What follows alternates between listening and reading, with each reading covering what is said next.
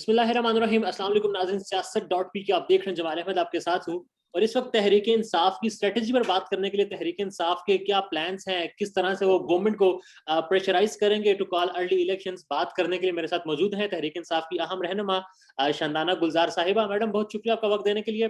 कल खान साहब ने ये कहा था कि मेरे से दो गलतियां हुई हैं, एक गलती चीफ इलेक्शन कमिश्नर वाली और दूसरी वो नहीं बताएंगे। हालांकि दूसरी अब क्या है वो खान साहब को बतानी तो चाहिए। उससे पहले भी खान साहब ये कहते रहे हैं कि कोरम पूरा करवाना हो, बिल्स मंजूर करवाने हो नेशनल असेंबली में, या फिर कोई और अमेंडमेंट्स वगैरह हो, तो मुझे कहलवाना पड़ता था। तो इतने मिसाली ताल्लुकात थे आपकी हुकूमत के एस्टेब्लिशमेंट के साथ, तो उन ताल्लुकात नहीं थे या क्या था? आप सर हिला रही हैं। आप सवाल पूरा कीजिएगा फिर मैं मतलब क्या जवाब देती हूँ। एस्टेब्लिशमेंट से मिसाली ताल्लुकात की बात हुई, तो फिर दरार कहाँ पड़ी? ताल्लुकात टूटे किस तरह से? खराब कैसे हुए?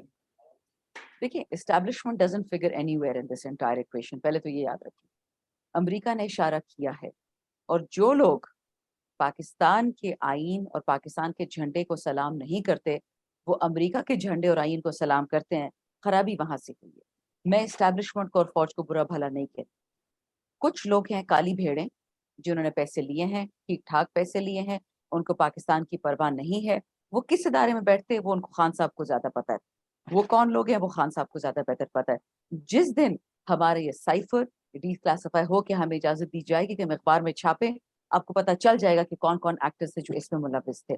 फौज पाकिस्तान आपने कल देख लिया कि एक जो हेलीकॉप्टर गिरा है, जनरल सरफराज, वो कुछ उन लोगों में से थे जो बलूचिस्तान का दर्द भी समझते थे, बलूचिस्तान की तकालीफ को भी समझते थे, बलूचिस्तान के लोगों के साथ खड़े थे। मैंने खुद उनके साथ दो मुलाकातें की थी, दो डिफरेंट मीटिंग्स में। तो हमारा तो मैडम, 2-3 दिन से हमारा दिल फटा हुआ है कि ऐसे लोग क्यों अल्लाह उठा लेता है जो मुल्क के लिए दर्द करते हैं। आप कल थ्रेट आई है कि आप लोग फजूल बातें मत करें। आप लोग कौन है? हमारे हाथ में तो मीडिया नहीं है। मीडिया चैनल्स किसके हाथ में? सोशल मीडिया किसके हाथ में? पैसा कौन लगा रहा है? जिसके हाथ में उनसे पूछें। पीटीआई तो इस वक्त ना हुकूमत में है, ना हमारे पास फंड्स है, ना हमारे पास कैश है। हमारे तो मेरे जैसे वॉलंटियर्स जो सारे दिन सुबह से रात के बेड तक हम ट्वीट करते रहते हैं। तो माजरत के साथ दुश्मन को जो है ना घर में ही ढूंढे, बाहर मत ढूंढे दुश्मन को। पीटीआई तो हम खुले आपके दुश्मन है। हम तो हर किसी के दुश्मन है ना, हमें तो कोई पसंद नहीं करता। चीफ इलेक्शन कमिश्नर ने 8 फैसले हमारे खिलाफ दिए, 8 के 8 इस्लामाबाद हाई कोर्ट ने रिवर्स कर दिए। हमारे साथ सिवाय खुदा के इस वक्त कोई वाली वारिस नहीं है। एक अवाम है हमारे साथ, एक खुदा है, मगर बाकी ये सब चोर मिलके बैठ के इकट्ठे हो गए हैं। मगर जो मनफी मुहिम चली है हमारे शोहदा के खिलाफ, फौज के खिलाफ, उसकी मजम्मत तो आप करती हैं। नहीं, शोहदा के खिलाफ बिल्कुल नहीं चली और मैं बिल्कुल मजम्मत करती हूँ। कल प्रेसिडेंट साहब के बारे में बहुत फजूल बात हुई, उसकी डीआईजी एसपीआर ने कोई मजम्मत नहीं की। मैं उस पर भी नाराज थी कि he is the supreme commander of the armed forces of Pakistan. तो अगर प्रेसिडेंट साहब के खिलाफ गलत बात हो तो एटलीस्ट आईएसपीआर डीजी साहब ने बोला कि मैं इस पर कॉमेंट नहीं करूंगा। तब जो कॉमेंट नहीं करेंगे, आप मैदान खुला छोड़ेंगे, तो गंदे लोग तो बात करेंगे। फिर वो फौज का साइड लेते हैं, वो पीडीएम का साइड लेते हैं, वो तो फिर होगा ना। आपने तो मैदान खुला नहीं छोड़ना गलत बातों के लिए। ड्रोन अटैक हुआ है अफगानिस्तान में, उसके बाद बदकिस्मती कहें, किस्मती कहें, अनफॉर्चुनेट कहें, या फिर इसको इत्तफाकन कहें, पाकिस्तान में डॉलर नीचे आया है। तो स्पेकुलेशंस हैं, इस्लामाबाद में बातें हो रही हैं, लिंक्ड करने की कोशिश की जा रही है। आईएसपीआर का बयान आया है, उन्होंने कहा है कि जमीनी जो हमारी हदूद है वो इस्तेमाल नहीं हुई। आप मुतमईन हैं इस बयान से आईएसपीआर का जो आया? जो इस वक्त सोशल मीडिया में चल रहा है वो 5-6 स्ट्रैंड्स है। मैं आपको सिर्फ स्ट्रैंड्स बता देती हूँ। ठीक है। एक ये स्ट्रैंड चल रहा है कि जो नैन्सी पेलोसी गई हैं ताइवान, उन्होंने तबाही फेर दी है ताइवान पे, और यूक्रेन करने जा रहे थे वहां पे अमेरिका, वो नहीं कामयाब हो पाएगा बिकॉज चीन ने अब अपने कहते हैं ग्लव्स उतार दिए। और उस पे अमेरिका के सब एनालिस्ट इस वक्त और आग बगोले कि किया क्या बाइडेन साहब ने। बाइडेन साहब खुद गए सऊदी, और वहां से उनको जो जवाब मिला, फिर उन्होंने यहाँ से जो जवाब दिया वो भी आपने सुन लिया कि जी सऊदी और यूएई तो अमेरिका के बगैर खड़े नहीं हो सकते। अच्छा, इस खिते में नेपाल ने, सिर्फ श्रीलंका ने, इंडिया सब ने रूसी तेल खरीद लिया। गेम तो सारी वो होती है ना, ड्रामा, कि जी रूस के खिलाफ पाकिस्तान खड़ा क्यों नहीं होता। अब चौथी जो आपने बात कही, जो सोशल मीडिया में इस वक्त चल रही है, सबको आप मिलाएं। देखिए, इस वक्त पाकिस्तान, खान साहब भी बार बार कहते हैं और मैं भी आपको कह रही हूँ, प्लीज आप इंटेलिजेंट क्या लोग हैं, आप ये समझने की कोशिश करें। इस वक्त पाकिस्तान एक बैरूनी मुल्क साजिश का शिकार था, शिकार है और शिकार रहेगा जब तक हम लोगों में थोड़ी सी खुददारी और गैरत नहीं आएगी। ये $500-600 में बिकने वाले में एमएनएज, एमपीएज, ये बाकी लोग जो हैं, इनको खुदा का, जैसे खुदा को निकाल दे इक्वेशन से, नौजुबिल्ला। पाकिस्तान को तो आप डरे ना, पाकिस्तान की आवाम से तो आप डरे, खुदा को नहीं मानते हैं। इस्लाम हर बंदा ना भी माने तो ठीक है। अब आखिरी बात, आपने कहा ये मैं इसमें मजीद चीज डालती जाऊं।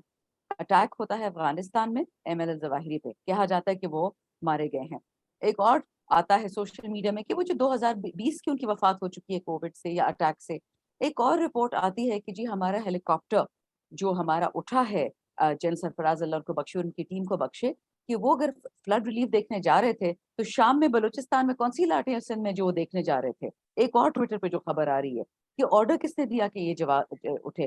ایک اور آرڈر آیا کہ جی افغانستان میں تو ان کے پاس اکوپمنٹ ہی نہیں ہے کہ کوآرڈینیٹس ڈھونڈتے جنرل سرفراز کے, رینڈملی انہوں نے اس کو کیسے گرا دیا. ایک اور نیوز آئی کہ چیف الیکشن کمشنر نے تو یہ رپورٹ 2-3 دن بعد دینی تھی, اس صبح کو کیوں دی. اس وقت انٹرنیٹ میں اتنی گرما گرمی ہے, اتنی سازشیں ہیں, شاید اس میں 5% بھی سچ نہ ہو. لیکن اس لیے میں کہتی ہوں کہ D G I S P R صاحب جب نکلے تھے, جو ہماری حکومت گری اور انہوں نے کہا کہ جی ڈالر بھی ٹھیک ہو گیا ہے اور اسٹاک مارکیٹ میں جو کریش پڑا ہوا ہے وہ کہہ رہی جی مستحکم ہو گئی ہے, تو آپ ان چیزوں کے سامنے نکلیں, ان چیزوں کا آپ ایکسپلینیشن دیں, عوام کو آپ ذرا سکون دے, عوام کو آپ یہ جو ہم تکلیف میں سے گزر رہے ہیں کہ ہمارے ایک کور کمانڈر کس طرح شہید کیے تھے, کل باقیوں کو بھی کوئی شہید کر سکتا ہے, میکینیکل فالٹ ہو, جو بھی ہو, آپ لوگوں کو بتائیں تو صحیح, باہر نکلی اسٹیٹمنٹ تو دیں نا. آپ کو شہداء کا اتنا غم ہے تو آپ نے پریزیڈنٹ صاحب کی کل کیوں نہیں دفاع کیا؟ وہ تو پاکستان کا پریزیڈنٹ ہے, پی ٹی آئی کا تو نہیں ہے. اس وقت جو مجھے نظر آ رہا ہے پولیٹیکل اسٹریٹجی سے زیادہ کسی کو پاکستان کی اسٹریٹجی کا رستہ نکالنا ہوگا, بیکاز مجھے نہیں لگ رہا کہ اس وقت پاکستان کوئی خیر خواہ حکومت میں یا اداروں میں ہے. مجھے صرف ایمرجنسی سچویشن نظر آ رہی ہے کہ جی یہ ٹھیک کرو, یہ ٹھیک کرو, فائر فائٹنگ ہو رہی ہے, کوئی ویژن یا اسٹریٹجی نہیں ہے پاکستان کی. ہم نے ریزگنیشن دی تھی 11 اپریل کو, پہلے اسد کیسر صاحب کو, پھر قاسم سوری کو, پھر قاسم سوری نے ویریفیکیشن کے پروسیس کے بعد ای سی پی کو بھجوا دی. ای سی پی نے ان کو ریجیکٹ کیا اور کہا کہ آپ دوبارہ ان کو ہمیں بھجوائیں تھرو راجہ پرویز اشرف. اب انٹرسٹنگ بات یہ ہے کہ اس دن میرے ساتھ ایک ٹی وی شو میں احمد بلال محبوب صاحب بیٹھے ہوئے تھے جو بلڈیٹ کے ہیڈ ہے, اور وہ کہتے کہ میری اندر کی خبر ہے کہ قاسم سوری نے جو اپروو کر کے ایکسیپٹ کر کے ریزگنیشن سیکرٹری نیشنل اسمبلی کو دی تھی تو وہ الیکشن کمشنر کے پاس نہیں پہنچی. تو آپ مجھے بتائیں اگر وہ الیکشن کمشنر کے پاس نہیں پہنچی تو پھر چیف الیکشن کمشنر نے جو اسٹیٹمنٹ دی تھی کہ یہ میں نہیں ایکسیپٹ کر سکتا ریزگنیشن, وہ اسٹیٹمنٹ کس کھاتے میں انہوں نے دی, رائٹ؟ ایک تو یہ سینس نہیں بنتا. پنجاب کے الیکشن میں جو ڈراما فیاسکو ہو وہ تو آپ نے دیکھ ہی لیا. میڈم اسی میں نے یہ کہا ہے کہ ہمارے پاس استعفے پہنچے ہی نہیں تھے قاسم سوری صاحب کے جو اپرووڈ ہوئے تھے ان کی طرف سے. تو جب چیف الیکشن کمشنر صاحب پہ ریجیکٹ کیسے کیے تھے, ہے نا, بیکاز آپ اگر اخبار دیکھ لیں تو اس میں بار بار چیف الیکشن کمشنر کا اسٹیٹمنٹ آ رہا تھا کہ یہ ریزگنیشن ہم نہیں ایکسیپٹ کر سکتے, یہ راجہ پرویز اشرف سے اپروو ہو کے ہمارے پاس آئیں گی. اب آپ مجھے یہ بتائیے, جو ایک چیف الیکشن کمشنر جس کی تنخواہ عوام پاکستان کی جیب سے آ رہی ہو اور وہ پی ڈی ایم کا حصہ بن جائیں, تو واٹ ڈو یو ایکسپیکٹ کہ ہم ان سے کیا توقع رکھ سکتے ہیں؟ ان سے کسی ایسی چیز کی توقع رکھی جا نہیں سکتی. ہم نے پروٹیسٹ بھی کیا الیکشن کمیشن کے سامنے. اب یہ جو خان صاحب نے نو اناؤنس کی ہے, بیکاز انہوں نے الیکشن اناؤنس کر ہی نہیں سکتے تھے جب تک اسلام آباد ہائی کورٹ کا ڈیسیژن نہیں آیا تھا کہ آیا یہ ریزگنیشن 11 ایکسیپٹ ہو سکتی ہیں کہ نہیں, کہ ساری 125 ایکسیپٹ کرنی ہے. یہ میں آپ کو بتا دوں کہ اگر یہ لوگ یہی ڈرامے کرتے رہے کہ 10 ایکسیپٹ کریں گے تاکہ الیکشن رگ کریں, آپ کو پتہ ہے نا 10 سیٹیں یا 9 سیٹیں, 4 کے پی میں, 3 سندھ میں, 2 پنجاب میں رگ کرنا کون سا مشکل کام ہے؟ یہاں پہ بھی 40,000 لوگ مر جائیں گے, یہاں پہ بھی ماشاءاللہ بڑی پوری سی اور رینجز کی نفری آ جائے گی, تو کیا مشکل ہے ان کے لیے 10 سیٹیں اس طرح کرنا. اچھا مجھے یہ اور بتائیے, تو سی پی کے رول پر میں آتا ہوں, بٹ یہاں پر جو 9 حلقے ہیں, 9 کی 9 سیٹوں پر خان صاحب خود لڑیں گے, تو یہ کیا جی حکمت ہے آپ؟ دیکھیں 135 سے بھی خان صاحب لڑ لیں تو پاکستان نے خان صاحب کو ہی ووٹ دینا ہے, ٹھیک ہے, اس وقت پورا پاکستان خان صاحب کے ساتھ کھڑا ہے. یہ سے ہم کہتے ہیں وار آف اٹریشن. یہ کوشش کر رہے ہیں کہ یہ پی ٹی آئی کو نہیں, پاکستان کو تھکا دیں گے, لوگوں کا جذبہ ختم ہو جائے گا اگلے اکتوبر 2023 تک, وہ ہونا نہیں ہے. ان کو اچھی طرح پتا ہے کہ ریزگنیشن کی ایکسیپٹنس بھی انلیگل ہے, صرف 11 کو ایکسیپٹ کرنا, 135 ایکسیپٹ کر لیں اس سے ہمیں کوئی مسئلہ نہیں ہے, سب کی سب ایکسیپٹ کر لیں, ہمیں تو دی ہوئی ہیں, یہ پھر بائی الیکشن کروا لیں. لیکن یہ جو ڈرامہ ہو رہا ہے نا, جو گیم ہو رہی ہے پاکستان کے ساتھ, تو ٹھیک ہے یہ ڈرامہ کریں گے تو ہم تو سیدھے سیدھے آئیں گے کہ ٹھیک ہے 9 کی 9 خان صاحب پارٹی کی چیئرمین ہے, ہمارے پارلیمنٹری پارٹی کی بھی ہیڈ ہیں, وہ 9 پہ لڑیں گے, اور جو کینڈیڈیٹس تھے ان کے کورنگ کینڈیڈیٹس بن جائیں گے. علی محمد ہو گیا, کیپٹن جمیل ہو گیا. ٹھیک ہے, اس کے بعد جو آپ کے اپوننٹ ہیں, سیاسی مخالفین ہیں, وہ یہ کہہ رہے ہیں, احسن اقبال صاحب نے بھی کہا ہے کہ تحریک انصاف کو امیدوار نہیں مل رہے, تب خان صاحب خود آ کر لڑ رہے ہیں الیکشن. دیکھیں احسن اقبال صاحب نے تو یہ بھی کہا تھا کہ چوری کوئی بری بات نہیں ہے, ملک اس سے ڈیولپ ہو جاتے ہیں. انہوں نے تو یہ بھی کہا تھا کہ آپ 2 پیالی مت پیالی چائے پیئیں, اور پھر اپنی لنڈن کی تصاویر لگا دی تھی پراٹھا کھاتے ہوئے کسی 5 اسٹار ہوٹل میں. پھر ماشاءاللہ میکڈونلڈز جو ان کے آلو اور چپس بھی امپورٹڈ ہوتے ہیں وہ کھا رہے تھے رستے میں موٹر وے میں. تو احسن اقبال صاحب کی تو بس باتیں ہی ہیں نا. اب کیا کر سکتے ہیں ہم؟ ٹھیک ہے.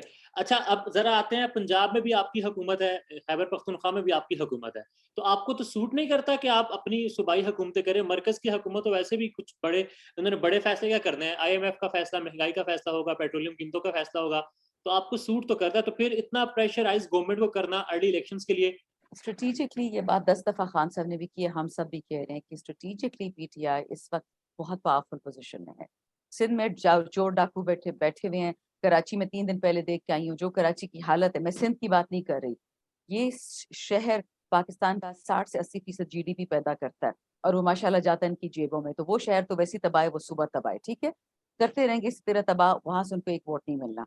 ڈر سے آپ نے دیکھا کہ ECP نے آصف زرداری کے آرڈر پہ سارے بائی الیکشنز معطل کر دیے, NA 245 کو معطل کر دیا. خوف ہے نا ان کو, اگر ان کو لگتا ہے کہ یہ جیتیں گے, کوئی پاگل ہے کہ الیکشن جیتنے والا الیکشن کون ڈیلے کرتا ہے, ٹھیک ہے.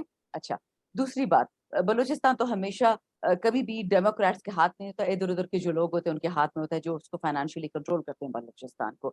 رہ گئے باقی پچھلے 3.5 سال اس گورنمنٹ سے پہلے جو تھے, مطلب اسی 5 سال ٹینور میں آپ کی حکومت تھی کولیشن گورنمنٹ میں, allies تھے, ہماری حکومت نہیں تھی, allies تھے, ٹھیک ہے. تو وہ allies تو نیشنل اسمبلی میں ہمیں چھوڑ کے چلے گئے تھے نا, آپ نے تو دیکھ لیا کہ اشارہ ہوا ووٹ کے چلے گئے. اب کہہ رہے کہ ہم ناراض ہیں, اشارے پر ہی آپ کے ساتھ تھے, سارے اشارے پہ. میں تو دیکھ رہی ہوں اس ملک میں ماشاءاللہ کسی میں بھی سپائن نہیں ہے, سارے اشارے پہ اٹھتے بیٹھتے. اللہ کا خوف کسی کو نہیں ہے, اشاروں کا خوف سب کو ہے.